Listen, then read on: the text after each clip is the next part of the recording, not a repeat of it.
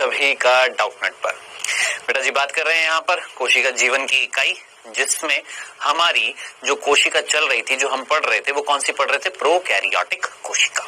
ठीक है, आज हम पूर्ण रूप से खत्म करने वाले हैं हमारी कौन सी? प्रोकैरियोटिक कोशिका, जिसमें जो जो चीज बच गई थी वो आज हम पढ़ने वाले हैं। ठीक है, आइए बेटा जी हम बात कर रहे हैं किसकी? आज भी हम देखेंगे किसकी? प्रोकैरियोटिक कोशिका की संरचना पूरी की पूरी आज हम खत्म करने वाले हैं, फिर लेकर आऊंगा मैं क्विज। रेडी है? चलें आगे। आइए देखिए, हम बात कर रहे थे किसकी? प्रोकैरियोटिक कोशिका, जिसमें मैं एक बार बता दूं हम क्या क्या पढ़ चुके हैं। मात्र हमने क्या पढ़ा है? हमने पढ़ा है कोशिका आवरण। बस कोशिका आवरण के अंदर हमने तीन चीजें पढ़ी हैं। क्या क्या? हमने सबसे बाहर ग्लाइकोकैलिक्स, फिर उसके नीचे कोशिका भित्ति और फिर उसके नीचे कोशिका झिल्ली। ये तीन चीजें मिलकर बना रही थी कोशिका आवरण, जो हम पढ़ चुके हैं। हमने ग्लाइकोकैलिक्स पूरा पढ़ा था, कोशिका भित्ति डिटेल में पढ़ी, कोशिका भित्ति के आधार पर ग्राम पॉजिटिव, ग्राम नेगेटिव, ग्राम धनात्मक, ग्राम ऋणात्मक बैक्टीरिया पढ़े, जीवाणु पढ़े। फिर हमने कोशिका झिल्ली पूरी पढ़ी, उसकी संरचना पढ़ी। हमने ये भी देखा कि कोशिका झिल्ली क्या बना रही है, मेसोसोम बना रही है। सब कुछ हमने पढ़ लिया है, मैक्सिमम चीज प्रोकैरियोटिक कोशिका की पढ़ ली है। ठीक है, अब इस डायग्राम को जरा देखो। इस डायग्राम में आपको संपुटिका याद आ रही है? संपुटिका क्या थी? एक प्रकार की ग्लाइकोकैलिक्स थी, ये हमने देख लिया। कोशिका भित्ति देख लिया, कोशिका झिल्ली ये भी देख लिया। अब बचा क्या है? देखो, ये तीन चीज तो हमारी हो गई है। ठीक है, अब बचा क्या? अब बाकी जितनी भी सारी चीजें वो बच गई हैं, जो हम आज पढ़ेंगे। आप बोलेंगे इतना सारा आज पढ़ लेंगे? हाँ बिल्कुल पढ़ लेंगे, बाकी तो छोटी मोटी सिंपल सी चीजें वो आज हम खत्म करेंगे। यानी राइबोसोम वैसे हम ऑलरेडी पढ़ चुके हैं, लेकिन थोड़ी बहुत चीजें रह गई हैं, वो बताऊंगा। जीनोमिक डीएनए ऑलरेडी पढ़ चुके हैं, थोड़ी बहुत चीजें रह गई, वो बताऊंगा। केंद्राभ इसकी बात करेंगे, कशाभिका इसकी बात करेंगे, झालर इसकी बात करेंगे। यानी जो चीजें बच गई हैं उनकी बात हम करने वाले हैं। आइएगा स्टार्ट करते हैं बेटा जी यहाँ पर। अब क्या क्या बच गया है, ध्यान से सुनना। देखिए, ये एक प्रोकैरियोटिक कोशिका थी, जिसमें सबसे बाहर हमारी ग्लाइकोकैलिक्स थी, हमने पढ़ लिया। फिर साहब ग्लाइकोकैलिक्स के बाहर ग्लाइकोकैलिक्स के अंदर जो थी वो कौन थी? हमारी कोशिका भित्ति थी, वो हमने पढ़ ली है। और फिर उसके बाद कोशिका झिल्ली, और वो कोशिका झिल्ली जो अंदर की तरफ वलन लिए हुई थी, जिनको हमने बोला था मेसोसोम, वो हमने पढ़ लिया है। ये हमारी कोशिका झिल्ली है। ठीक है ना? सिंपल। चलें आगे। अब आगे ध्यान से सुनना, जो आगे चीज मैं आपको समझाने वाला हूं। अब इसके बाद हम क्या पढ़ने वाले हैं? इसके बाद हम पढ़ने वाले हैं ये कौन? दूसरा बिंदु। अब देखिए, इसको किस तरीके से पढ़ना है ये तो सोचो ना। देखिए, अभी तक हमने सिर्फ क्या पढ़ा? कोशिका आवरण। कोशिका आवरण के तीन भाग पढ़ लिए। अब दूसरा बिंदु हम पढ़ने वाले हैं संरचना में, वो है कोशिका द्रव्य। कोशिका द्रव्य यानी तरीके से चीजों को समझना, नंबर वाइज चीजों को पढ़ना। सबसे पहले क्या पढ़ा? सबसे पहला चीज क्या पढ़ा था? थोड़ा सा पीछे ले जाऊं, कोशिका आवरण पढ़ा। पहला नंबर क्या पढ़ा? कोशिका आवरण पढ़ा, या इसको ए नंबर दे देता हूं, ए, कहीं कंफ्यूज ना हो जाए, ए बोल दीजिए कि भैया हमने सबसे पहले क्या पढ़ा? कोशिका आवरण, जिसमें पहला, दूसरा, तीसरा, ये तीन चीजें हमने पढ़ी। खत्म हो गया। अब हम दूसरा यानी बी जो है अब हम पढ़ रहे हैं। ए क्या पढ़ा हमने? कोशिका आवरण, जिसके हमने तीन भाग पढ़ लिए। अब बी हम देख रहे हैं कोशिका द्रव्य। अब कोशिका द्रव्य में क्या क्या मिलने वाला है, वो सारा का सारा इस बिंदु के अंतर्गत आएगा। अब सबसे पहले कोशिका द्रव्य में हम देख रहे हैं क्या? राइबोसोम। देखिए, ऑलरेडी मैं आपको राइबोसोम के बारे में बता चुका हूं बेटा जी। राइबोसोम के बारे में डिटेल में सारी चीजें बता दी हैं। आपको याद होगा प्रोकैरियोटिक कोशिका में राइबोसोम कैसा था? 70S, जिसकी दो इकाइयां थी, एक छोटी कौन सी? 30S, 50S। ये बेटा जी मैं आपको बता चुका हूं और बड़े अच्छे तरीके से मैंने आपको सारी चीजें समझा दी थी। ठीक है, राइबोसोम को क्या बोला जाता है? प्रोटीन की फैक्ट्री। प्रोटीन की फैक्ट्री, ये भी मैंने आपको बता दिया था। यानी अमूमन तौर पर अगर मैं देखूं तो मैक्सिमम चीजें मैंने राइबोसोम की बता दी। अब जो चीज बच गई है वो मैं आपको बता देता हूं, ध्यान से सुनना। सबसे पहली चीज, ये राइबोसोम मिलेंगे कहां पर? सुनना, ये राइबोसोम इस प्रोकैरियोटिक कोशिका में कहां मिलेंगे? तो बेटा जी यहाँ पर जो राइबोसोम जो होते हैं, जो प्रोकैरियोटिक कोशिका में हम देखें तो राइबोसोम बेटा जी हमें दो जगह दिखते हैं। देखिएगा कहां कहां। एक तो देखिए कोशिका द्रव्य में दिख रहे हैं मुक्त रूप से, और एक आपको दिख रहे होंगे जुड़े हुए हैं। किससे? कोशिका झिल्ली से, है ना। इट मीन्स राइबोसोम दो जगह मिल रहे हैं। हम बात करेंगे क्या? राइबोसोम प्रोकैरियोटिक कोशिका में दो जगह मिल रहे हैं। कहां कहां? एक तो दो क्षेत्रों में मिलते हैं, दो क्षेत्रों में मिलते हैं, या यूं बोल सकता हूं दो रूप से मिलते हैं। एक तो मुक्त रूप से और एक कोशिका झिल्ली से जुड़े हुए। कोशिका झिल्ली से जुड़े हुए, ठीक है। तो आपसे कोई पूछे प्रोकैरियोटिक कोशिका में राइबोसोम कहां मिल रहा है, सीधा आंसर बताना भैया कहां मिल रहे हैं। एक तो मुक्त रूप से कोशिका द्रव्य के अंदर फैले हुए हैं, बिखरे हुए हैं। देखिए ये वाला, ये वाला, ये वाला, ये जो आपको दिख रहे हैं ये वाले, जो मैं थोड़ा सा काला भी कर देता हूं, ये वो हैं जो मुक्त रूप से साइटोप्लाज्म में, मुक्त रूप से कोशिका द्रव्य में, अच्छा कोशिका द्रव्य को इंग्लिश में क्या बोलते हैं? साइटोप्लाज्म। मुक्त रूप से साइटोप्लाज्म में फैले हुए, सिंपल, है ना। यानी इनको हम बोलते हैं फ्री। क्या बोलते हैं? देखो इंग्लिश में बहुत सिंपल वर्ड है, क्या? Free ribosome. क्या बोला? Free ribosome. किसी से कोई लेना देना नहीं है, सीधा कोशिका द्रव्य में आराम से पड़े रहो, है ना। और दूसरे होते हैं, इनको इंग्लिश में बोलते हैं फिक्स्ड। फिक्स्ड का मतलब किसी चीज से जुड़ जाना। अब जरा सोचिए, ये वाले जो हैं, ये वाले नीचे वाले, ये देखो ये किससे जुड़ गए हैं आपके? ये कोशिका झिल्ली से जुड़ जाते हैं। तो दो रूप से मिलते हैं, दो प्रकार से मिलते हैं, दो क्षेत्रों में मिलते हैं, दो जगह मिलते हैं। कौन? राइबोसोम। सिंपल। चले आगे। ये बिंदु हमने पहले नहीं पढ़ा था क्योंकि ये बताना जरूरी था।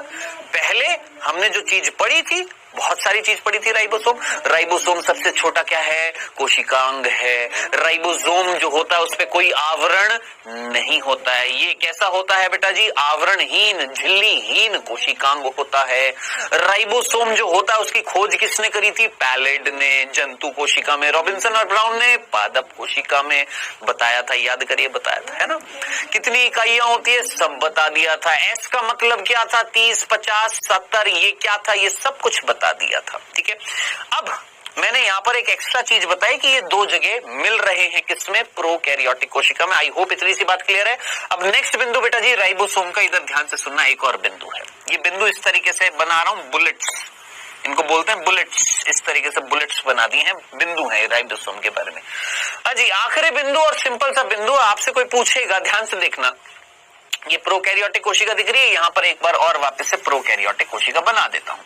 चलो जी, वापस से ये ग्लाइकोकैलिक्स, फिर भैया ये हमारी कोशिका भित्ति, और फिर भैया ये हमारी कोशिका झिल्ली।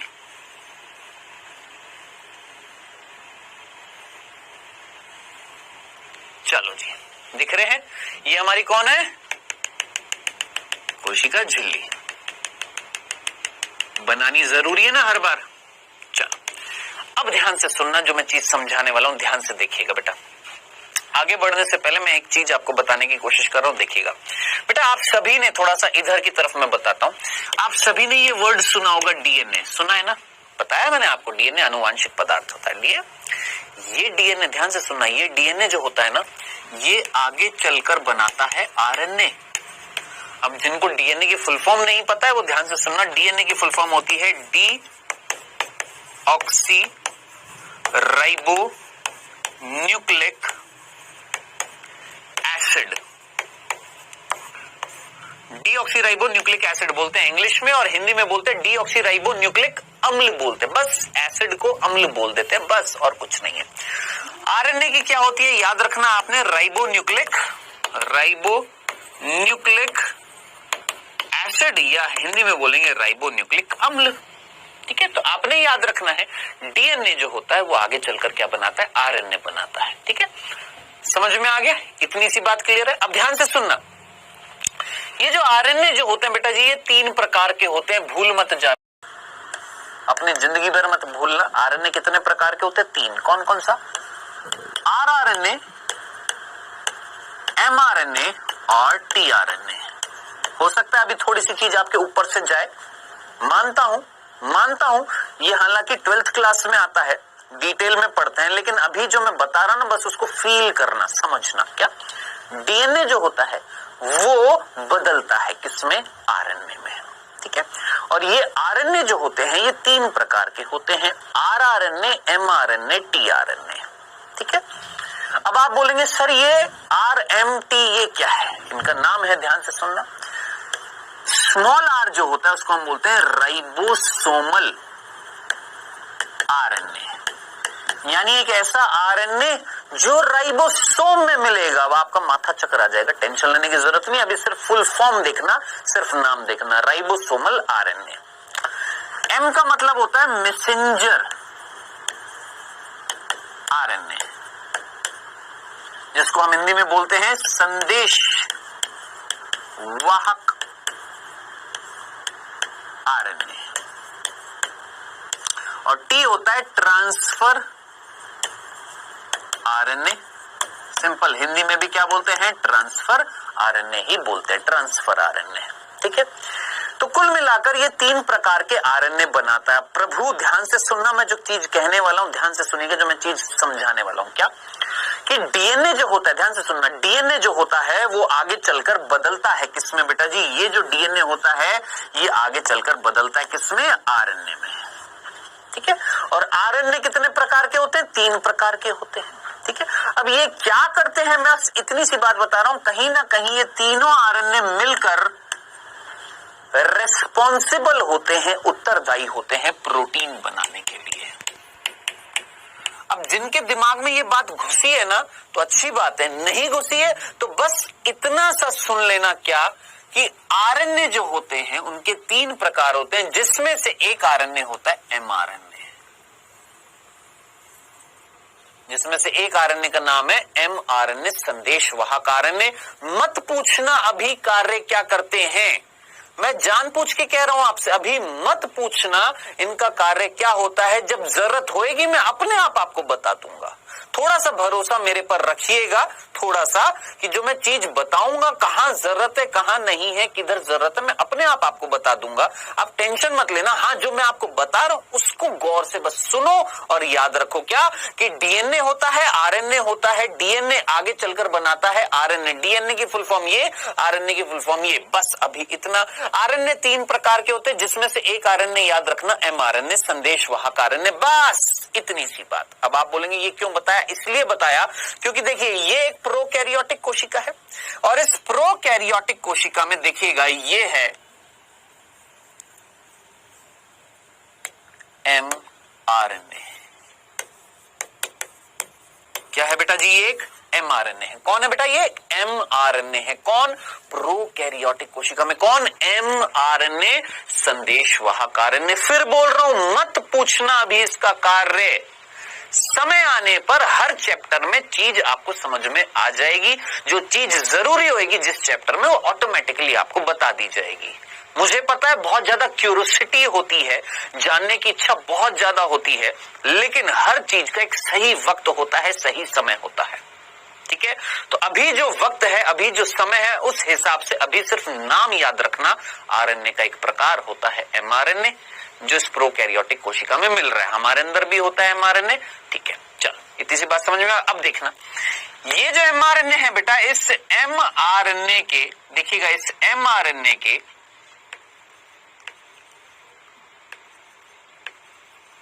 इस एमआरएनए पर क्या आपको राइबोसोम जुड़े हुए दिखाई दे रहे हैं? ये था बेटा जी हमारा एमआरएनए, और ये है हमारे राइबोसोम। ठीक है, अब आपने जो चीज याद रखनी है वो ये इंपॉर्टेंट क्या है कि प्रोकैरियोटिक कोशिका में राइबोसोम जुड़ जाते हैं। प्लस का मतलब जुड़ जाते हैं किसके साथ? संदेश वाहक आरएनए के साथ। क्या बोला मैंने? ये जो राइबोसोम है ये जुड़ गए हैं किसके साथ? संदेश वाहक आरएनए के साथ में। कौन बेटा जी? ये राइबोसोम जुड़ गए हैं संदेश वाहक आरएनए के साथ में। और ये जो कंप्लीट संरचना आपको दिख रही है ना, ये कंप्लीट संरचना कौन सी? राइबोसोम जब संदेश वाहक आरएनए के साथ जुड़ता है तो ये जो संरचना बनती है, नीट 2016 2019 में ये प्रश्न पूछा गया है। याद रखना, ये संरचना कहलाती है। याद रखना, भूल मत जाना, इसको बोला जाता है बहु राइबोसोम, या इसका दूसरा नाम है बहु सूत्र। याद रखना, इसका दूसरा नाम क्या है बेटा जी? बहु सूत्र। याद रखना, बहु राइबोसोम या बहु सूत्र बोलते हैं। इंग्लिश में बोलते हैं पॉली राइबोसोम, या इसको बोलते हैं पॉलीसोम। ठीक है, तो ये चीज आपने याद रखनी है, भूलना नहीं है। बस इससे ज्यादा राइबोसोम से कुछ नहीं पूछा जाएगा आपसे प्रोकैरियोट्स में। तो आपने प्रोकैरियोट्स में राइबोसोम से क्या क्या चीजें याद रखनी है? सीधा सीधा फटाफट जल्दी से। क्या? प्रोकैरियोट्स में राइबोसोम 70 प्रकार के होते हैं, जिसकी छोटी इकाई 30S, बड़ी इकाई 50S, दनादन खत्म। प्रोटीन की फैक्ट्री बोला जाता है, प्रोटीन का निर्माण करते हैं। दो जगह मिलते हैं, या तो मुक्त रूप से मिलते हैं कोशिका द्रव्य में, या कोशिका झिल्ली से जुड़े रहते हैं। कई सारे राइबोसोम जो होते हैं वो संदेश वाहक आरएनए के साथ जुड़ जाते हैं और एक कुंडलित संरचना इस तरीके से बनाते हैं। ठीक है, इस संरचना को बोलते हैं बहु राइबोसोम या बहुसूत्र बोला जाता है। बस इससे ज्यादा कुछ नहीं। जितना मैंने पढ़ाया है राइबोसोम से संबंधित सब याद कर लेना। जितनी भी चीजें बताई हैं सब कुछ आपकी कॉपी में नोट डाउन होना चाहिए, A to Z। खत्म। ठीक है, तो जरा सोचिए, ये हम पढ़ रहे थे क्या? कोशिका द्रव्य। हमने कोशिका द्रव्य के अंदर, इस द्रव्य के अंदर सबसे पहले किसकी बात करी है? राइबोसोम की। आई होप समझ में आ गया होगा। चलें आगे। आई अब दूसरी चीज, इस पे नंबर क्या था? A, मतलब छोटा a, कैपिटल B था। इसका नंबर है ना, A की जगह मैं 1 कर देता हूं ताकि कंफ्यूजन ना हो। 1 यानी कोशिका द्रव्य में हमने पहली चीज पढ़ ली है क्या? राइबोसोम। अब दूसरी चीज पढ़ते हैं, ध्यान से सुनना। दूसरी जो चीज है उसका नाम है केंद्राभ। क्या नाम है बेटा जी? केंद्राभ बोलते हैं। क्या बोलते हैं बच्चों? केंद्राभ।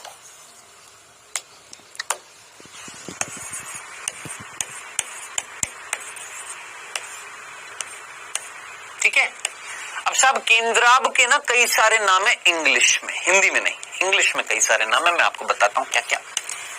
न्यूक्लियोइड, हिंदी में सिर्फ एक नाम केंद्राभ, इंग्लिश में कई सारे नाम है। न्यूक्लियोइड, प्रोक्रोमोसोम,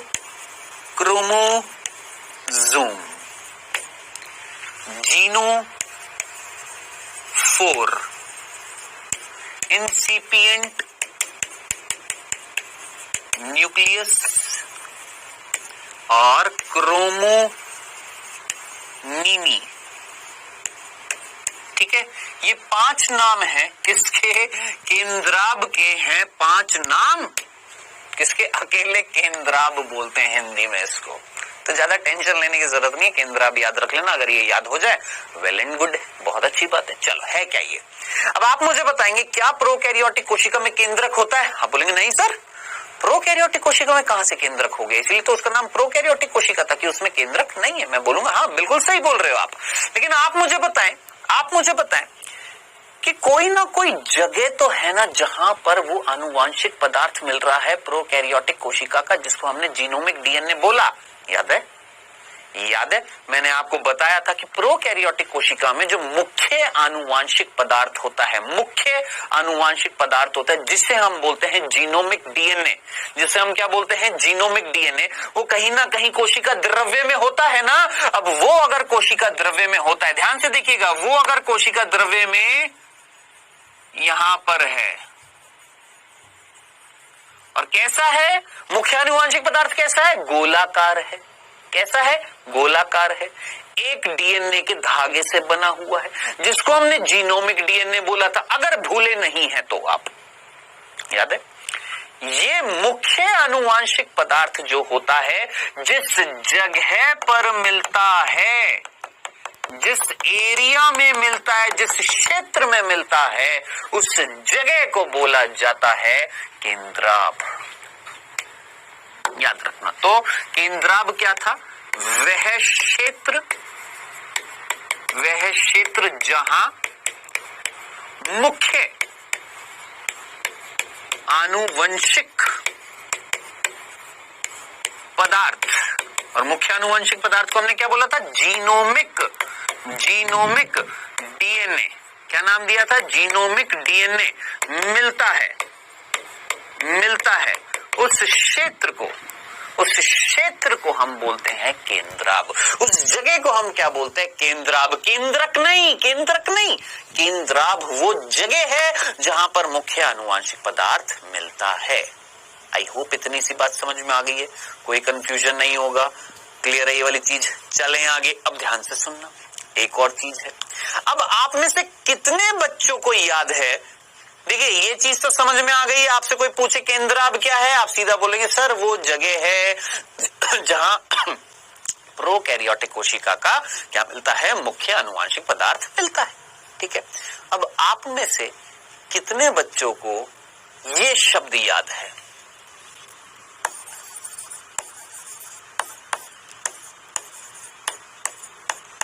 ये शब्द कितने बच्चों को याद है, बताया हुआ है सब कुछ, ये बताया हुआ है प्लाज्मिड, बोला था, बताया था क्या, कि जो मुख्य आनुवांशिक पदार्थ होता है, कौन, मुख्य आनुवांशिक पदार्थ जो होता है, जिसे हमने जीनोमिक डीएनए बोला है, इसके अतिरिक्त, इसके अलावा एक्स्ट्रा क्या मिलता है, कुछ डीएनए मिलता है, गोलाकार होता है, मिलता है ना, जिसको हम क्या बोलते हैं, प्लाज्मिड।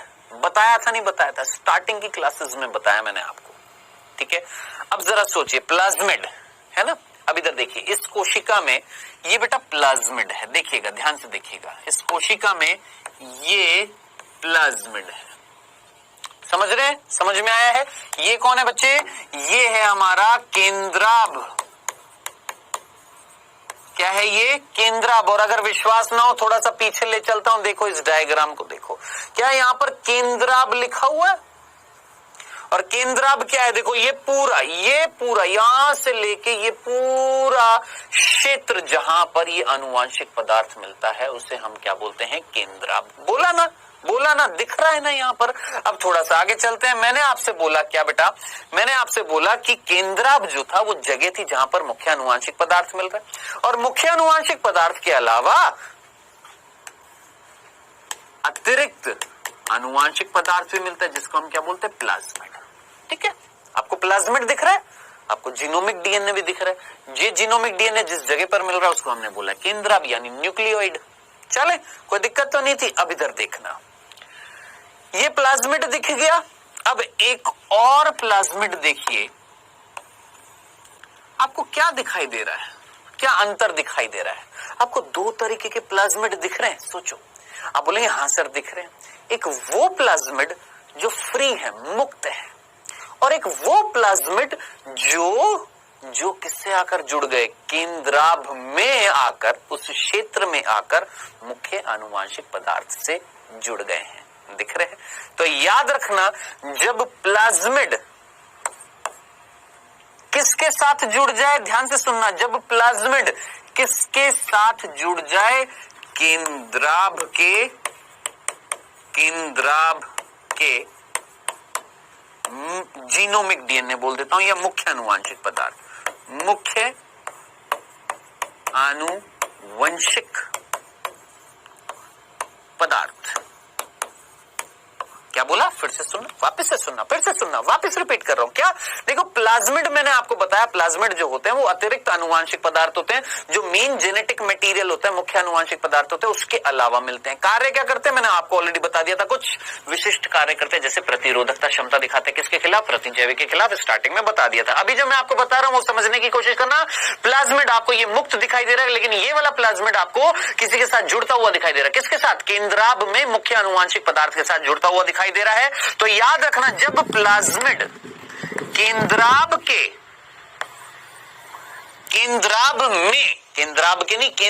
में केंद्राभ क्षेत्र था, केंद्राभ में मुख्य आनुवांशिक पदार्थ के साथ जुड़ जाता है, तो ये संरचना नीट में प्रश्न पूछा गया है, ये संरचना एम्स में पूछा गया था ये प्रश्न, इसे बोला जाता है एपिसोम। याद रखना, इस संरचना को हम क्या नाम देते हैं? एपिसोम। तो बेटा नहीं, कहीं ना आप है ना कंफ्यूज कहां पर हो जाएंगे? शब्दों के खेल में, शब्दों के जाल में कंफ्यूज हो जाएंगे। लाइसोसोम, राइबोसोम, है ना, पॉलीसोम और एपिसोम। देखो, 4 ही सोम मैंने आपको बता दिए। कौन कौन से? राइबोसोम आप अच्छे तरीके से जानते हैं, लाइसोसोम जिसे हम आत्महत्या की थैली बोलते हैं, लाइसोसोम, है ना। पॉलीसोम अभी थोड़ी देर पहले आया था, याद है पॉलीसोम क्या था? देखो ये पीछे गया, पॉलीसोम, है ना। और फिर मैं अब यहां पर एक और लेकर आया हूं सोम, कौन? एपिसोम। अब याद तो करना पड़ेगा ना बेटा। एपिसोम जब प्लाज्मिड किसके साथ जुड़ जाता है? केंद्राभ में उपस्थित मुख्य आनुवांशिक पदार्थ के साथ जुड़ जाता है, तो संरचना क्या कहलाती है? एपिसोम। ठीक है। पॉलीसोम क्या था? जब संदेशवाहक आरएनए के साथ राइबोसोम कई सारे जुड़ जाते हैं, इस संरचना को हमने पॉलीसोम या पॉलीराइबोसोम बोला था। आई होप ये दूसरा बिंदु जो था कोशिका द्रव्य में, किसमें? कोशिका द्रव्य में हमने राइबोसोम देख लिया, कोशिका द्रव्य में हमने केंद्राभ देख लिया है, खत्म, इतनी सी बात है। चले आगे, अब आगे चलते हैं बेटा जी। अब तीसरी चीज देखते हैं और क्या मिल रहा है। अब बात करते हैं अंत्यवृष्ट। ध्यान से सुनना, किसकी बात कर रहे हैं बेटा जी? अंत्यवृष्ट। अंत्यवृष्ट पिंड की। अब देखिए, अंत्यवृष्ट पिंड जिसको हम इंग्लिश में बोलते हैं इंक्लूजन बॉडी। क्या बोलते हैं? इंक्लूजन बॉडी या अंत्यवृष्ट पिंड बोलते हैं हिंदी में। ठीक है। अब साहब ये क्या है? ध्यान से सुनना, समझना इस चीज को। वापस से फिर से मैं बना रहा हूं कोशिका, लेकिन अब की बार है ना, मैं वो बार बार ग्लाइकोकैलिक्स और कोशिका झिल्ली और कोशिका भित्ति वो नहीं बना रहा हूं। मैं सिंपल बोल रहा हूं, ये बेटा ये हमारी एक प्रोकैरियोटिक कोशिका। मैं थक गया बार बार वो बनाकर। समझ लेंगे ना भैया, ये कोशिका है, कौन सी कोशिका है? प्रोकैरियोटिक कोशिका है, बस जयराम जी की। ठीक है। चलो, अब इस कोशिका में हमने देखा कि भैया कोशिका द्रव्य है, चलो यहाँ पर मुख्य आनुवांशिक पदार्थ है, चलो जी है जी। सर यहाँ पर प्लाज्मिड है, हाँ जी है जी। राइबोसोम है, हाँ जी, दो तरीके से मिल रहे हैं, या तो मुक्त रूप से या कोशिका झिल्ली से जुड़े हुए हैं। चलो जी, ठीक है, ये हमने पढ़ लिया। अब इधर देखिएगा, अब आप मुझे बताना, एक सिंपल सी चीज मैं आपसे पूछता हूं। मान लो आपके पिताजी, आपकी माताजी क्या करते हैं? सब्जी मंडी गए, है ना। आज सब्जी मंडी जाकर वो सब्जियां उठाकर लाए। ठीक है। अब आप मुझे बताएंगे, मान लेते हैं आज उन्होंने सब्जी मंडी जब वो गए, वो बहुत सारी सब्जियां उठाकर लाए, जिसमें से उन्होंने फ्रिज में रख दी है। ठीक है। अब मान लेते हैं आज मम्मी ने मेरी मम्मी ने, मान लेते हैं, मैं अपनी मम्मी की बात कर लेता हूं, मेरी मम्मी ने आज बनाई गोभी। चलो जी, बहुत अच्छी बात है, गोभी की सब्जी बनाई। ठीक है। अब मम्मी ने गोभी की सब्जी बना दी, मेरे पापा ने भी खा ली, मेरी मम्मी ने भी खा ली, मैंने भी खा ली, मेरे भाई ने भी खा ली।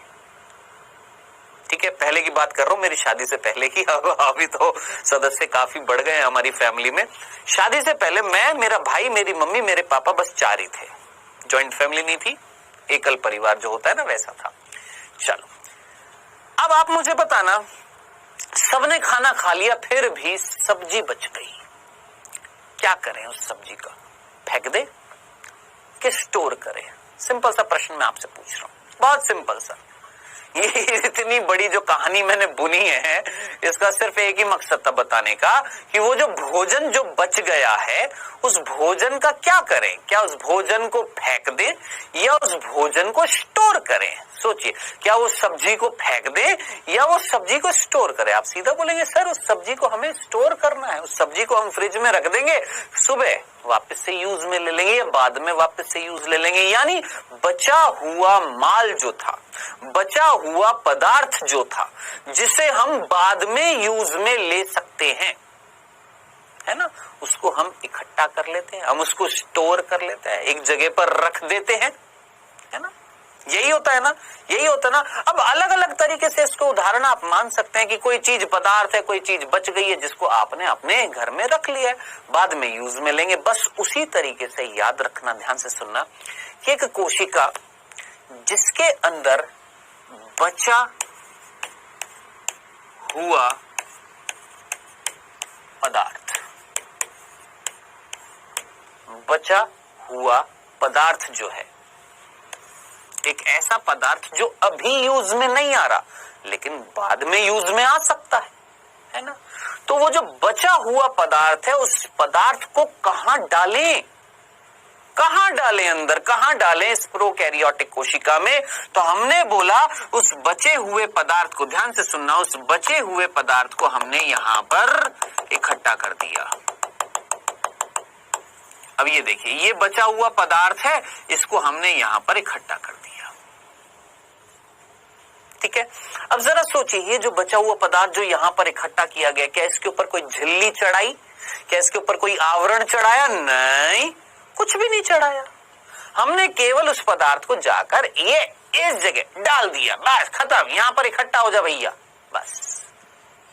तो ये पदार्थ, ध्यान से सुनना, ये पदार्थ जो यहां पर एकत्रित हो गया है, वो बचा हुआ पदार्थ जो एक स्थान पर एकत्रित हो जाता है, एकत्रित हो जाता है, एक स्थान पर एकत्रित हो जाता है। और एक और चीज, और वह आवरणहीन होता है, या झिल्लीहीन बोल दो या आवरणहीन बोल दो, आवरणहीन होता है, आवरणहीन होता है। उस पदार्थ को, उस बचे हुए पदार्थ को जो एक जगह पर एकत्रित हो गया है, जिस पर कोई आवरण नहीं है, उससे बोला जाता है अंतःवृष्ट पिंड। यानी एक पिंड के रूप में, एक बॉडी के रूप में, काय के रूप में एक जगह जहां पर ये सारा का सारा पदार्थ इकट्ठा हो रहा है, उस पदार्थ को हमने बोला, उस जगह को नहीं, उस पदार्थ को जो यहां पर इकट्ठा हुआ है, जिसके ऊपर कोई आवरण नहीं है, जिसके ऊपर कोई झिल्ली नहीं है, उसे हमने बोला है अंतःवृष्ट पिंड। बताएं, अंतःवृष्ट पिंड का मीनिंग समझ में आ गया? कंफ्यूजन तो नहीं है? चलें आगे। अब मुझे पता है आपका प्रश्न होएगा कि सर कौन सा बचा हुआ पदार्थ है ना, पूछेंगे ना आप, पूछेंगे ना सर बचा हुआ पदार्थ, ये समझ में आ गया, कौन सा बचा हुआ पदार्थ, क्या इकट्ठा हो रहा है यहां पर, पूछेंगे ना, आइए वो भी बता देता हूं, ठीक है। अब आपने पूछा सर बचा हुआ पदार्थ कौन सा? अब देखिए, बचा हुआ पदार्थ क्या क्या हो सकता है, समझना, देखिएगा। ये बचा हुआ पदार्थ मैं नेक्स्ट पेज पर दिखा देता हूं। अंतःवृष्ट पिंड जो होते हैं बेटा जी, मुख्य रूप से दो प्रकार के होते हैं, मुख्य रूप से दो प्रकार के होते हैं। एक वो जिनमें खाद्य पदार्थ एकत्रित होता है, क्या बोला हमने, जहां खाद्य पदार्थ का मतलब ऐसा भोजन, ऐसा फूड जो बच गया, है ना, वही गोभी वाली बात है, सब्जी वाली, गोभी की सब्जी बच गई थी, बाद में यूज में लेंगे, यानी गोभी क्या था, खाद्य पदार्थ है, भोजन है। यानी अंत्यवृष्ट पिंड जो थे वो क्या थे, हमने बोला ये जगह जहां पर बचा हुआ खाना जो था, बचा हुआ भोजन जो था, बचा हुआ पदार्थ जो था, जो बाद में यूज में लिया जा सकता है, वो क्या हो सकता है, अगर खाद्य पदार्थ है तो उसे हम क्या बोलेंगे, खाद्य अंत्यवृष्ट पिंड। क्या बोलेंगे, खाद्य अंत्यवृष्ट पिंड। जैसे, अब जैसे ध्यान से सुनना, जिन बच्चों को समझ में आ रही है कंसंट्रेशन से सुनिएगा। क्या बोला कि अंत्यवृष्ट पिंड का मीनिंग समझ में आ गया, एक जगह है प्रोकैरियोटिक कोशिका में जहां पर भोजन, खाद्य पदार्थ जाकर एकत्रित हो रहा था, बच गया था, ठीक है, वो जाकर इकट्ठा हो गया जिसके ऊपर कोई झिल्ली नहीं है, हमने उसको बोला खाद्य अंत्यवृष्ट पिंड। ठीक है, चलो जी, इतनी सी बात समझ में आ गई। अब कौन सा खाद्य पदार्थ, ध्यान से सुनना, जैसे ग्लाइकोजन, ग्लाइकोजन याद रखना, ग्लाइकोजन तो नाम सुना है ना भैया, कि ये भी नहीं सुना है, याद रखना, इसको हम बोलते हैं ग्लाइकोजन कणिका। अब जरा सोचिए, मान लेते हैं ये एक जीवाणु था, ये कौन था, एक बैक्टीरिया था, और इस जीवाणु के अंदर यहां पर एकत्रित हो गया क्या, ग्लाइकोजन। तो एक कणों के रूप में इकट्ठा हो गया, नहीं हो गया, कणों के रूप में, कण है ना यहाँ पर, किसके कण हैं, छोटे छोटे छोटे छोटे बहुत सारे कण हैं, किसके, ग्लाइकोजन के। ग्लाइकोजन भर गया भर गया भर गया भर गया भर गया, बहुत सारा भर गया, कौन, ग्लाइकोजन। तो ये जो संरचना है, ये जो अंत्यवृष्ट पिंड है, इसको हमने बोला ग्लाइकोजन कणिका। आया समझ में, क्या बोला, ग्लाइकोजन कणिका, जो मुख्य रूप से किसमें मिलती है बेटा, जीवाणु में मिलती है, याद रखना, किसमें मिलती है, जीवाणु में मिलती है। बताएं, सिंपल सा था, चलें आगे। और क्या हो सकता है, और देखिए, फॉस्फेट कणिका। अब आप में से कितने बच्चे हैं जिनको यही नहीं पता, फॉस्फोरस नाम सुना है, तत्व होता है, एलिमेंट होता है, खनिज होता है, कौन, फॉस्फोरस। जैसे कैल्शियम, मैग्नीशियम, फॉस्फोरस क्या होते हैं, तत्व होते हैं, एलिमेंट्स होते हैं ना। तो फॉस्फोरस जो है यहाँ पर एकत्रित हो गया, बच गया था फॉस्फोरस, बहुत सारा बच गया, हमने यहाँ पर एकत्रित कर दिया, बाद में यूज में आएगा। अब आप बोलेंगे कहाँ यूज में आएगा, अरे भैया डीएनए में फॉस्फेट होता है, आरएनए में फॉस्फेट होता है, याद रखना। और तो और छोड़ो, ऊर्जा, एटीपी नाम सुना है, एटीपी, एडिनोसिन ट्राइफॉस्फेट, क्या वर्ड है, एडिनोसिन ट्राइफॉस्फेट, एटीपी। बिना एटीपी के तो मैं जिंदा नहीं रह सकता, आप नहीं रह सकते, कोई कोशिका जिंदा नहीं रह सकती, क्योंकि ऊर्जा की इकाई होती है कौन, एटीपी। जरा सोचिए, उसमें फॉस्फेट है। अब जरा सोचिए, यहाँ पर एक्स्ट्रा फॉस्फेट थी, कहां डालू, यहाँ पर डाल दी, एक जगह पर इकट्ठी कर दी, तो उसको मैंने बोला फॉस्फेट कणिका, है ना। अब साहब, फॉस्फेट कणिका मुख्य रूप से सभी में ही मिलती है, सभी प्रोकैरियोट्स में मिलती है, ठीक है। और जी, और एक और बता देता हूं, साइनोफाइसिन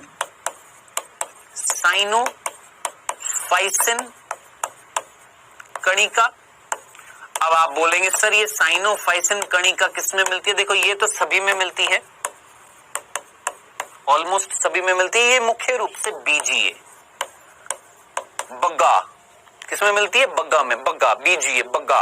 अब आप बोलेंगे सर कौन है बग्गा, ब्लू ग्रीन एल्गी, नील हरित शैवाल, नील हरित शैवाल, ये भी बताया था जब हमने प्रोकैरियोटिक कोशिका पढ़ना स्टार्ट किया, तो मैंने आपको बताया था 3 प्रकार के जीव होते हैं मोनेरा जगत में जो प्रोकैरियोट्स है, जीवाणु, माइकोप्लाज्मा और नील हरित शैवाल। और ये नील हरित शैवाल वो सबसे पहला जीव है इस पृथ्वी पर जिसने प्रकाश संश्लेषण किया था, खाना खुद बनाया था, फोटोसिंथेसिस खुद किया था, ठीक है। अभी के लिए इतना। अब जरा सोचिए ये क्या है, अब आप बोलेंगे सर ये चीज समझ में आ गई, चलो नील हरित शैवाल है, उसके अंदर ये कणिका मिल रही है साइनोफाइसिन। अब ये क्या है बेटा, ये एक प्रकार की स्टार्च है, क्या है, स्टार्च। स्टार्च तो सुना है ना, गेहूं जब हम खाते हैं, रोटी खाते, तो रोटी में हमारे अंदर क्या होती है, स्टार्च होती है, ठीक है। तो साइनोफाइसिन एक प्रकार की स्टार्च होती है, एक प्रकार की कार्बोहाइड्रेट होती है, जो एक प्रकार की शर्करा होती है, जो कणिका के रूप में मिल रही थी और यहां पर संचित हो गई है, किसमें हो रही थी, नील हरित शैवाल में। तो इस प्रकार अंत्यवृष्ट पिंड जो है, अगर खाद्य पदार्थ को स्टोर करेगा तो उनको हम क्या बोलेंगे, खाद्य अंत्यवृष्ट पिंड, ठीक है। अब ध्यान से सुनना, आप मुझे बताएं, क्या जीवाणु पानी के अंदर हैं? सोचो, क्या जीवाणु पानी के अंदर हैं? आप बोलेंगे हाँ है। क्या पानी के ऊपर तैर रहे हैं? आप बोलेंगे हाँ तैर रहे हैं। आपसे मैं बोलता हूं, आपसे मैं पूछता हूं, क्या आप पानी के ऊपर तैर सकते हो? अगर आपको तैरना नहीं आता, आप पानी के ऊपर तैर सकते हो? नहीं, आप डूब जाओगे। ठीक है, वही मैंने आपसे बोला, मान लो एक टायर की ट्यूब है या दो टायर की ट्यूब है। एक टायर की ट्यूब के अंदर मैंने मिट्टी भर दी। ध्यान से सुनना, एक टायर की ट्यूब के अंदर मैंने मिट्टी भर दी और एक टायर की ट्यूब के अंदर है वायु, एयर। जब पानी में डालेंगे तो कौन सी टायर की ट्यूब नीचे डूब जाएगी? आप सीधा बोलेंगे सर जिसमें मिट्टी थी। क्यों? क्योंकि ये ठोस है और वो जल है। जल का घनत्व ठोस से, सॉलिड से क्या होता है? कम होता है, तो ठोस नीचे चला जाता है। सॉलिड की डेंसिटी जो होती है लिक्विड से कम होती है, तो सॉलिड नीचे चला जाता है। वहीं अगर वायु की बात करूं तो वायु की लिक्विड से, तरल से क्या होती है? कम होती है, तो वो ऊपर तैरता रहता है। ये तो सिंपल सा, बहुत बेसिक सा कंसेप्ट है, छोटी क्लास में सिखा दिया जाता है। अब मैं आपसे पूछता हूं कि अगर किसी जीवाणु में, ध्यान से सुनना, अगर किसी जीवाणु में यहां पर खाद्य पदार्थ स्टोर ना करके, ध्यान से सुनना, खाद्य पदार्थ स्टोर ना करके यहां पर अगर मैं इस जगह पर वायु स्टोर कर लूं, सोचो, खाद्य पदार्थ स्टोर नहीं किया और वायु स्टोर कर लिया, हवा अंदर भर ली है। अब मुझे बताएं, क्या ये जीवाणु एक ट्यूब की तरह है जिसके अंदर वायु है? क्या ये जीवाणु पानी के ऊपर तैर सकेगा? ये तैरने की क्षमता जो होती है इसको बोलते हैं उत्प्लावन। क्या बोलते हैं? उत्प्लावन। प्लावी, प्लावी का मतलब क्या होता है? तैरना, सतह पर तैरना। और उत्प्लावन का मतलब होता है बायोन्सी, जिसके अंदर वायु होएगी वो ऊपर पानी के ऊपर सतह पर तैरता है। तो याद रखना, ऐसी अंतःवृष्ट पिंड जिसे हम बोलते हैं गैस या गैसीय अंतःवृष्ट पिंड, गैसीय अंतःवृष्ट पिंड। पिंड तो है, देखो, जहां पर इकट्ठा हो रहा है। पिंड का मतलब ही क्या होता है? पिंड का मतलब ही क्या होता है? जहां पर लोग इकट्ठे होते हैं, जहां पर कोई चीज एकत्रित होती है, उसे हम बोलते हैं पिंड। अंतःवृष्ट का मतलब कहीं ना कहीं अंदर की तरफ, कोशिका के अंदर की तरफ एक पिंड बन रहा था जो किसी ना किसी चीज के इकट्ठे होने से बन रहा था। या तो खाद्य पदार्थ के रूप में बन रहा था तो बोला खाद्य अंतःवृष्ट पिंड, या गैस एकत्रित हो रही है तो बोल दिया गैसीय अंतःवृष्ट पिंड। अब ये किस में मिलेगा? जरा सोचिए। वो जीवाणु, ध्यान से सुनना, वो जीवाणु जो पानी की सतह पर तैरते रहते हैं। आप बोलेंगे क्यों तैर रहे? प्रकाश के लिए। क्या बोला? वो जीवाणु जो पानी की सतह पर तैर रहे हैं, प्रकाश मिलता रहे। क्यों मिलता रहे? प्रकाश संश्लेषण करना है। क्यों करना है? क्योंकि वो स्वपोषी हैं। सोचिएगा, नील हरित शैवाल, ब्लू ग्रीन एल्गी पानी की सतह पर तैरते हैं। क्यों तैरते हैं? ताकि वो पानी की सतह पर तैरते रहें, ताकि प्रकाश मिलता रहे, प्रकाश संश्लेषण करते रहें, खाना खुद बनाते रहें। बस इतनी सी बात थी। मेरे ख्याल से ये पूरा समझ में आ गया होगा अंतःवृष्ट पिंड A to Z। चले आगे, कंफ्यूजन तो नहीं था? पक्का? यहां तक जरा सोचिए जल्दी से, फटाफट जल्दी से सोचिए, यहां तक कोई प्रॉब्लम तो नहीं है? ठीक है, हाँ जी बेटा जी, यहां तक चीज समझ में आ गई है। चलें आगे। ये हमने क्या पढ़ लिया? ये देखिए, हम पढ़ किसके अंदर रहे हैं? कोशिका द्रव्य के अंदर पढ़ रहे हैं। जितनी भी सारी चीजें पढ़ रहे हैं हम किसके अंदर पढ़ रहे हैं? कोशिका द्रव्य में। क्या क्या पढ़ा? राइबोसोम देख लिया, और क्या देखा हमने? केंद्राभ देख लिया, और क्या देखा बेटा जी हमने? अंतःवृष्ट पिंड देख लिया। अब ये हमारा खत्म हो चुका है। क्या खत्म हो चुका है? ये बेटा जी हमारा खत्म हो चुका है कोशिका द्रव्य, है ना? क्या खत्म हो चुका है? कोशिका द्रव्य। एक बार पीछे ले चलो, देख लो एक बार थोड़ा सा। कोशिका द्रव्य में राइबोसोम देख लिया, चलो जी। कोशिका द्रव्य में फिर उसके बाद हमने केंद्राभ देख लिया, चलो जी। फिर हमने अंतःवृष्ट पिंड देख लिया, चलो जी। अब ये हमारा कोशिका द्रव्य भी खत्म। अब आप बोलेंगे सर और क्या बच गया? अभी थोड़ी सी और चीजें बची हैं, वो और देखते हैं। अब देखिएगा, ये हमारा कितने बिंदु हो चुके हैं? क्रम पता है आपको? क्या क्या पढ़ लिया? कोशिका आवरण, जिसके 3 भाग। बताऊं क्या कैसे कैसे पढ़ लिया? देखिएगा, कई बार पढ़ते पढ़ते हम ये भूल जाते हैं पढ़ा क्या। देखिए, हमने प्रोकैरियोटिक कोशिका की जो संरचना है उसमें हमने क्या क्या पढ़ लिया। हमने देखिए सबसे पहले पढ़ा कोशिका आवरण। ये भी पता होना चाहिए कि पढ़ना क्या है, कोशिका आवरण। और कोशिका आवरण जो है, उस कोशिका आवरण में हमने 3 चीजें पढ़ी। सबसे पहले ग्लाइको कैलेक्स, फिर उसके बाद कोशिका भित्ति, कोशिका भित्ति, फिर उसके बाद कोशिका झिल्ली।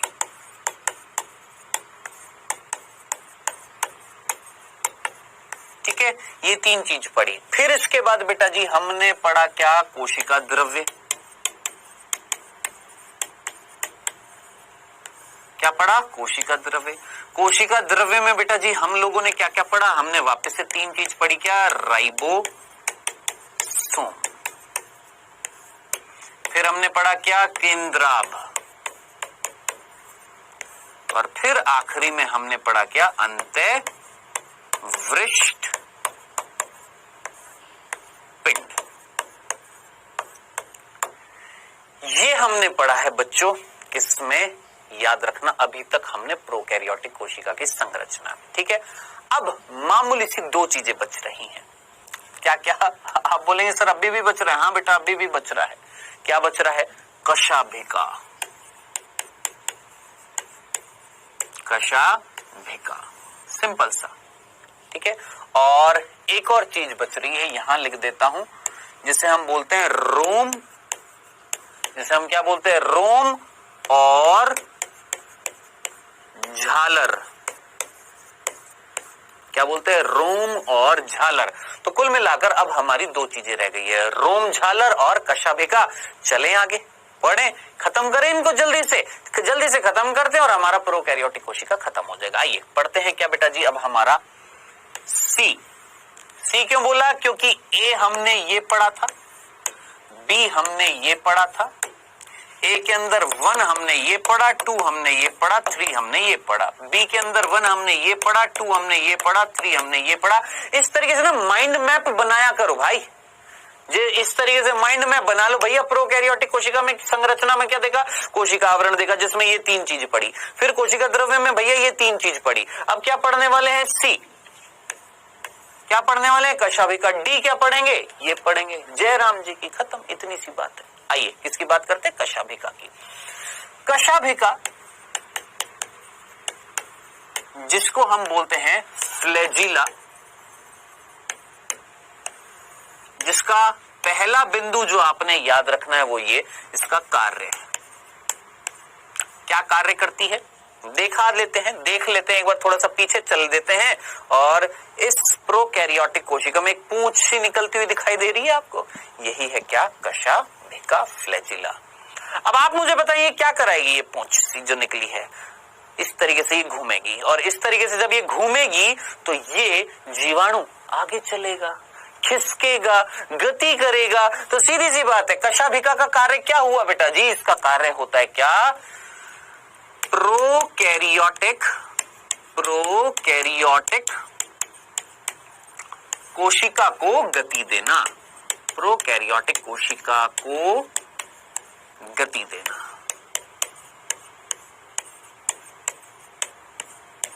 ठीक है, तो प्रोकैरियोटिक कोशिका जो होती है बेटा, उसको चलाने में, उसको गति देने में, उसकी चलायमान क्षमता जो होती है वो कौन निर्धारित करती है, कशाभिका निर्धारित करती है। बताएं, ये सिंपल सी बात समझ में आ गई है, कोई कंफ्यूजन तो नहीं था, पक्का चलें। आइए दूसरा बिंदु, देखिए जो बिंदु बता रहा हूं उसको याद रख लेना बस। कार्य क्या है, ये है। ठीक है, अब बात आ रही है, क्या कशाभिका सिर्फ प्रोकैरियोटिक कोशिका में मिलती है, नहीं, यूकैरियोटिक में भी मिलती है। यानी कशाभिका यूकैरियोट्स में भी मिलती है, लेकिन किंतु परंतु, ध्यान से सुनना, प्रोकैरियोटिक कोशिका की कशाभिका और यूकैरियोटिक कोशिका की कशाभिका में दिन रात का अंतर है, दोनों की संरचना अलग अलग है। समझ में आ गया? बस इतना सा बिंदु था। ठीक है, मान लो मैं एक प्रोकैरियोटिक कोशिका और मेरे पीछे से निकल रही है पूंछ जिसका नाम है कशाभिका। ये मेरा दोस्त है, ये यूकैरियोटिक कोशिका है, उसके भी निकल रही है क्या पूंछ, उसका नाम है कशाभिका। मेरी जो कशाभिका है प्रोकैरियोटिक कोशिका की कशाभिका अलग है दिखने में, आंतरिक संरचना उसकी अलग है, और यूकैरियोटिक कोशिका की कशाभिका की संरचना आंतरिक क्या है, अलग है। यानी दोनों में तो मिलती है कशाभिका, लेकिन संरचना दोनों की क्या होती है, अलग अलग। तो याद रखना दूसरा बिंदु, ये यूकैरियोटिक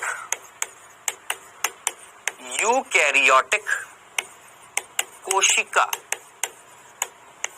की कशाभिका से अलग होती है,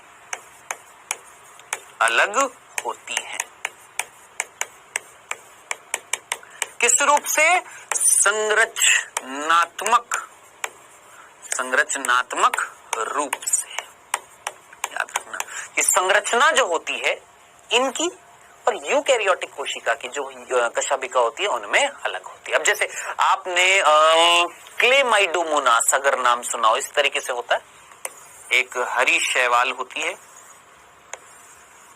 ठीक है, आपने युगलीना नाम सुना हो,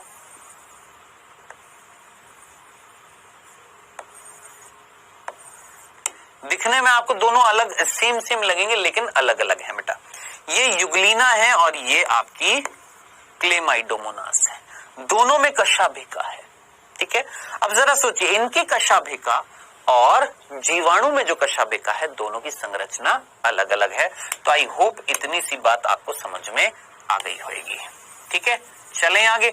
आइए अब एक बार इसकी संरचना देख लें, किसकी, कशाभिका की। ध्यान से सुनना बेटा, इसी के आगे नेक्स्ट उसमें पेज पर मैं लिख देता हूं इस तरीके से बिंदु डालकर, ताकि याद रहे कंटिन्यूअसली पढ़ रहे हैं। ये पहला मतलब बुलेट बोल देते बेटा, इस तरीके से इनको क्या बोलते हैं, बुलेट्स बोलते हैं। ये बिंदु था, ये बिंदु था, नेक्स्ट बिंदु कशाभिका में जो मैं बता रहा हूं वो बता रहा हूं कशाभिका संरचना। कशाभिका संरचना, ध्यान से सुनना। कशाभिका की अगर हम संरचना देखते हैं तो बेटा ये 3 भागों से बना होता है। ये 3 भागों से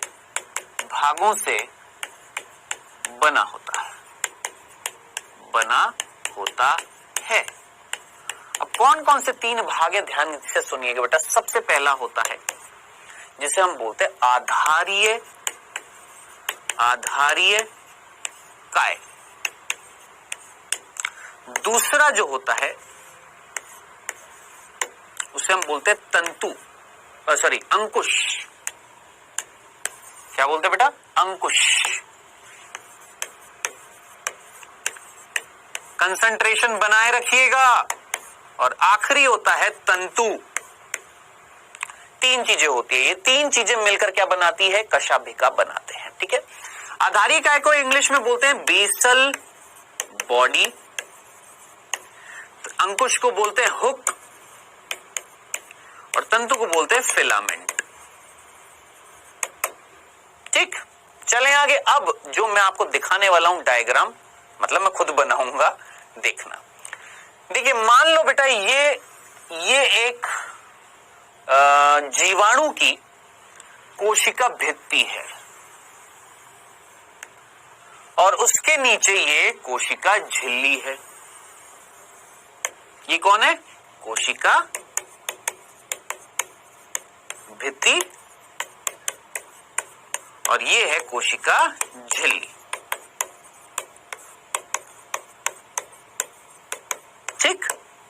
ठीक है, ग्लाइकोकैलिक्स मैंने नहीं दिखाई है अभी, सिर्फ इतना सा ये 2। ठीक है, और देखने में तो बाहर मान लो इस तरीके से एक जेल के समान ग्लाइकोकैलिक्स मिल रहा है, उसकी जरूरत नहीं है अभी, समझना। ठीक है, अब इधर देखिएगा, इतना सा भाग, ये देखिए ये भाग जो है, ये भाग कहला रहा है बेटा जी, आपने याद रखना है, क्या भूलना नहीं है, क्या, कोशिका। थोड़ा सा अलग बढ़िया तरीके से मैं दिखा देता हूं ताकि समझ में आए। ये वाला भाग जो है, इतना सा भाग क्या कहला रहा है बेटा जी? आपका आधारीय काय, ये वाला भाग। ठीक है, ये पूरा भाग जो है क्या कहला रहा है? आधारीय, आधारीय काय। किसका? कशाभिका का। इट मीन्स आपको ये समझ में आ गया कि आधारीय काय जो होता है वो किस में होता है? कोशिका भित्ति में भी, कोशिका झिल्ली में भी। किसकी? प्रोकैरियोटिक कोशिका। ठीक है, चल अब ये आधारीय काय से निकलती है, ये आधारीय काय से इस तरीके से निकला एक अंकुश। क्या निकला? एक अंकुश निकला है। ठीक है, क्या निकला बेटा? एक इस तरीके से घूम के क्या निकला? एक अंकुश निकला। अंकुश तन, इसको हम हुक बोलते हैं, जैसे होता है ना हुक टांकने के लिए। इस तरीके से क्या निकला? एक अंकुश निकला है। चलो जी बेटा जी, ये भी चीज समझ में आ गई है। अब आगे चलते हैं।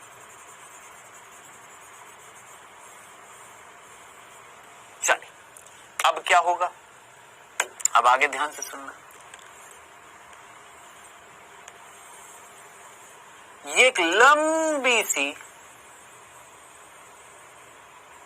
एक संरचना निकली है जिसे हम बोलते हैं तंतु, जिसे हमने क्या नाम दिया है? तंतु।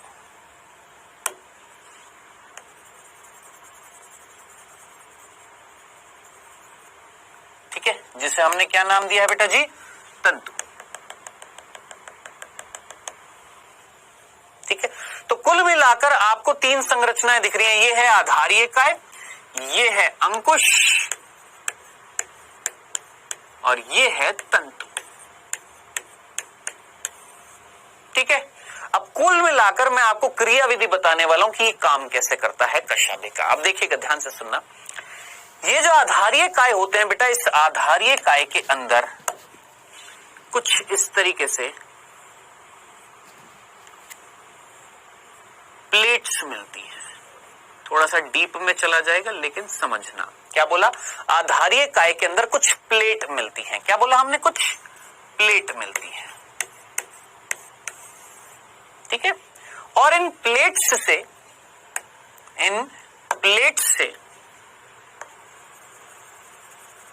एक तंतु निकलता है प्रोटीन का, जो इन प्लेट से होता हुआ, अंकुश से होता हुआ घुस गया किसमें? तंतु में। और भी होती हैं ऐसे, इस तरीके से कई सारे होते हैं। किसमें चला गया बेटा जी? ये तंतु में चला गया। कौन? ये प्रोटीन का एक धागा है, प्रोटीन का एक, यूं मान लीजिए एक फाइबर है, छोटा सा तंतु है प्रोटीन का, जो इस प्लेट से निकलकर अंकुश से होते हुए इसके अंदर चला गया। ठीक है, इतनी सी बात समझ में आ गई है, इसमें तो कोई कंफ्यूजन नहीं था। ये हमारी प्लेट और इन प्लेट से निकलते हुए ये प्रोटीन के फाइबर।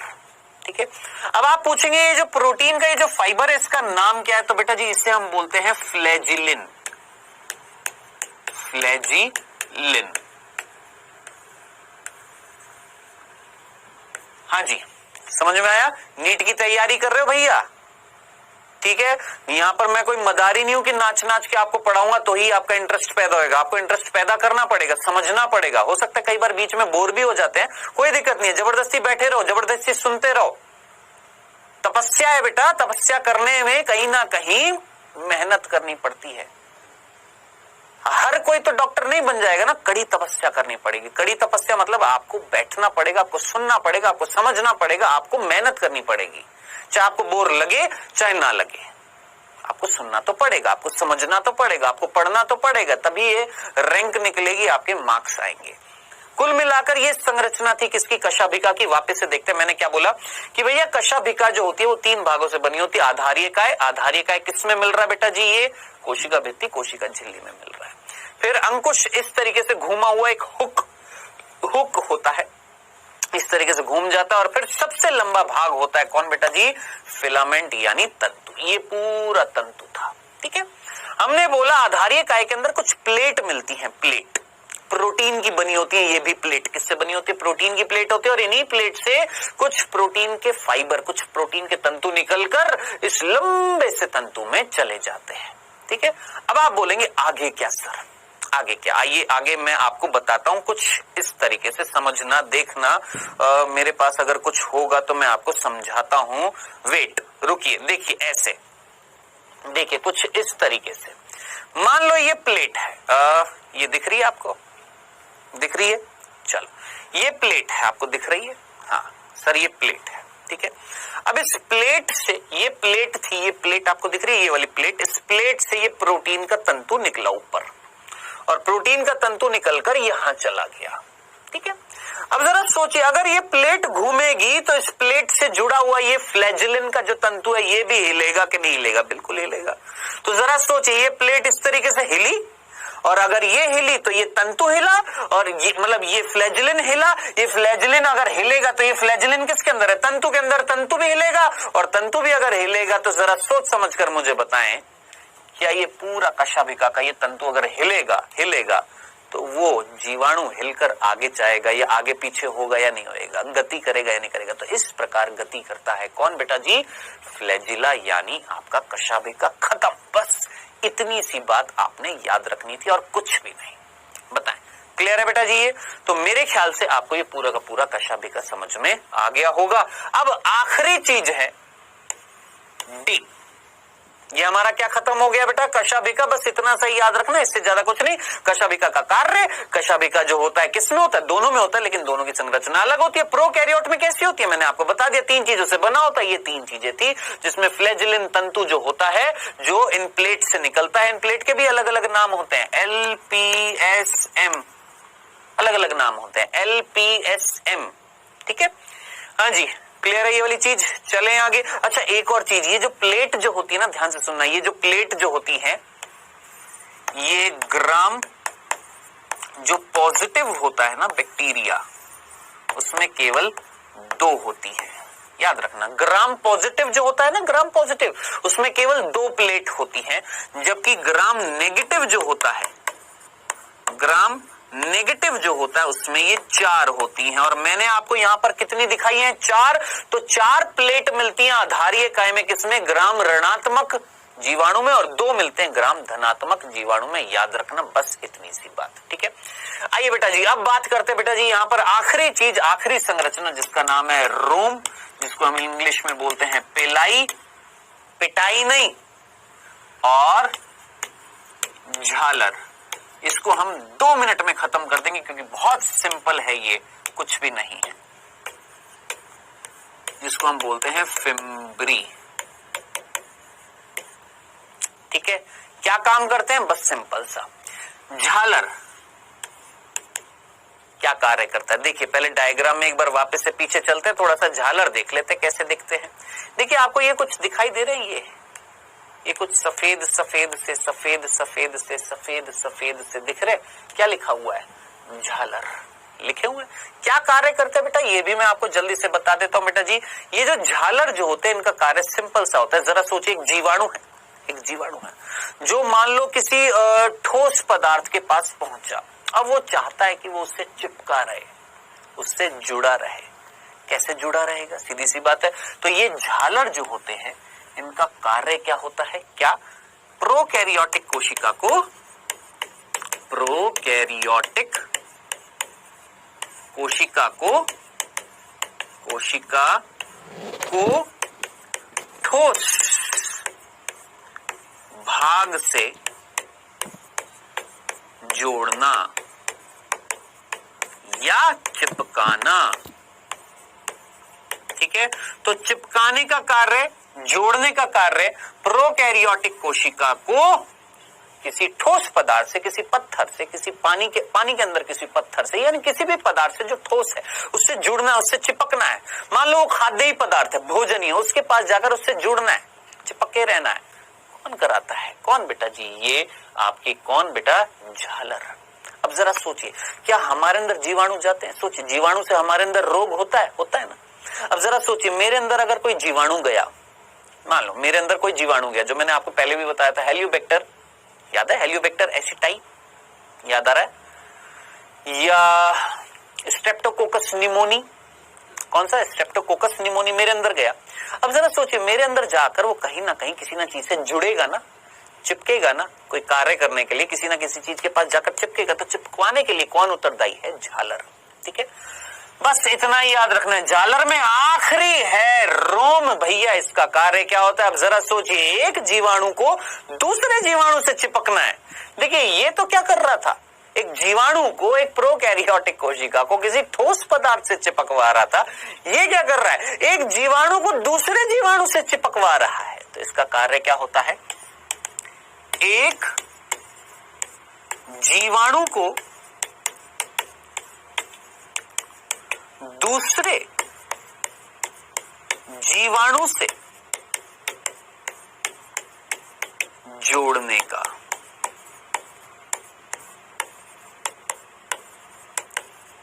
का कार्य। एक जीवाणु को दूसरे जीवाणु से जोड़ने का कार्य कौन करती है बेटा जी? रोम करती है।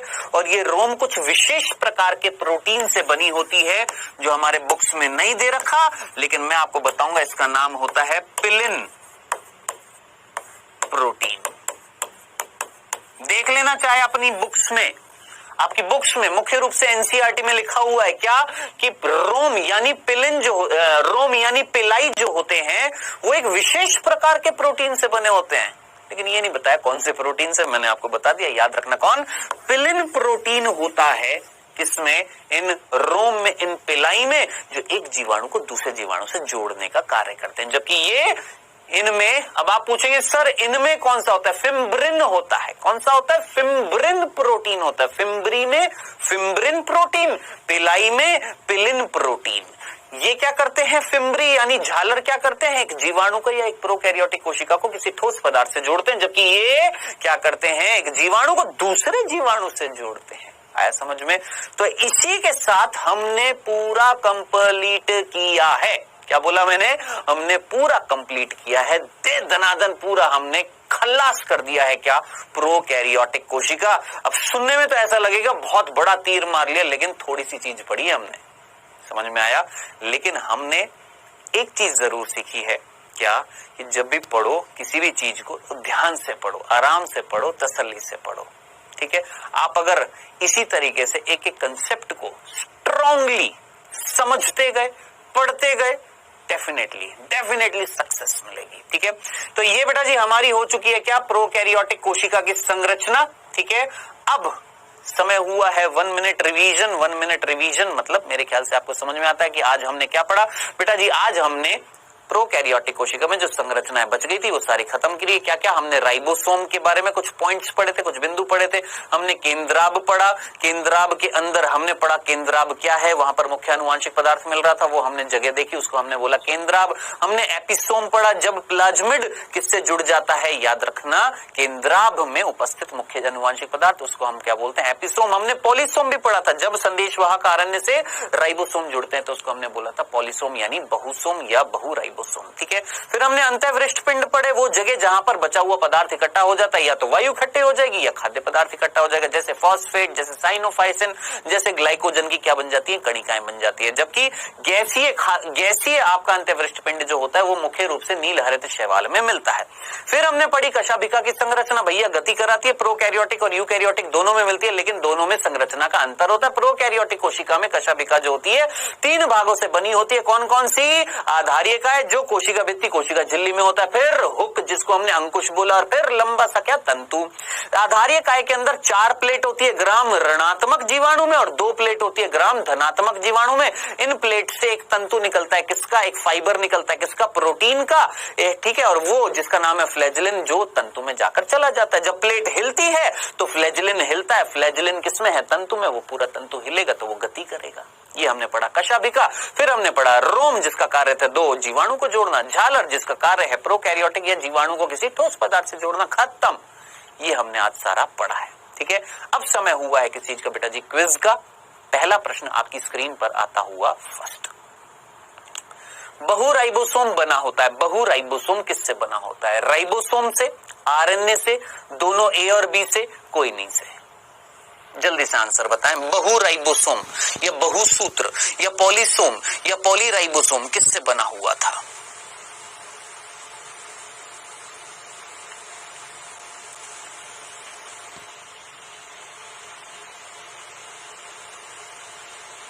चलिए दूसरा प्रश्न बेटा जी, जब प्लाज्मिड केंद्राभ से जुड़ जाता है तो उसे कहते हैं, जब प्लाज्मिड केंद्राभ क्षेत्र के पास जाकर जुड़ जाता है, केंद्राभ से जुड़ जाता है तो उसे क्या बोलते हैं? Ribosome, episome, lysosome, peroxisome.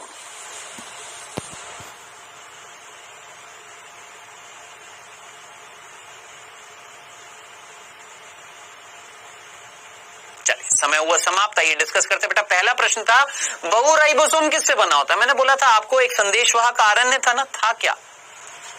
RNA तो था ना, ठीक है, संदेशवाहक था, लेकिन था तो कौन? आरएनए, जिससे क्या जोड़ा था आपने? राइबोसोम। तो राइबोसोम जब एक प्रकार के आरएनए से जुड़ जाते हैं तो क्या बनता है? बहुराइबोसोम बनता है। तो करेक्ट आंसर क्या हो जाएगा? सी। चल, जब प्लाज्मिड केंद्राभ से जुड़ जाता है तो क्या बनता है? सीधा सीधा एपिसोम। दोनों ही इंपॉर्टेंट क्वेश्चन थे, दोनों ही आपने याद रखनी है, एक एक बिंदु आपने याद रखना है। प्रोकैरियोटिक कोशिका से एक भी प्रश्न बाहर नहीं जाएगा अगर आपने सीरियसली पढ़ा होगा। क्या? प्रोकैरियोटिक कोशिका। इस चीज की मैं लिखित गारंटी दे सकता हूं अगर आपने ढंग से पढ़ा है। ठीक है, याद रहेगा तो आप डेफिनेटली कर लेंगे, नहीं तो और बच्चे कर लेंगे जिन्होंने पढ़ा है। ठीक है, चलिए बेटा, होमवर्क आपको नीचे मिलेगा होमवर्क सेक्शन में। अब नेक्स्ट लेक्चर में हम मिलेंगे कौन सी कोशिका के साथ? यूकैरियोटिक कोशिका हम पढ़ना अब स्टार्ट करेंगे। ठीक है, तो मिलेंगे बेटा जी नेक्स्ट लेक्चर में। Okay then, tata bye bye, take care.